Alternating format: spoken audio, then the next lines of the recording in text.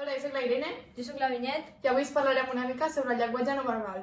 El llenguatge no verbal és un procés de comunicació que es representa a través de gestos, expressions i moviments corporals. El llenguatge corporal és un element imprescindible per dur a terme la comunicació no verbal. Tipus de llenguatge no verbal. Les expressions facials. Tota una gamma d'emocions s'expressen de manera més o menys instintiva al nostre aspecte. 1, 2, 3. Com per exemple, quan et cau malament un professor i no saps dissimular, li fas carota per una incidència. Gestualitat, moviment de les mans, extremitats i cap. Les fem servir per aconseguir més precisió. Però sense passar-se. L'altre dia me'n vaig anar amb els meus cosins al bosc allí i vam anar corrents per allà i em vaig jugar contra un arbre i... T'has passat. Contacte visual. Mira directament als ulls perquè denota confiança.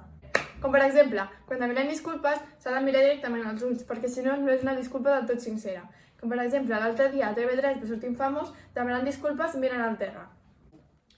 En conclusió, el llenguatge verbal és importantíssim al dia a dia per expressar els nostres sentiments. Espero que us hagi agradat. Adéu! Adeu!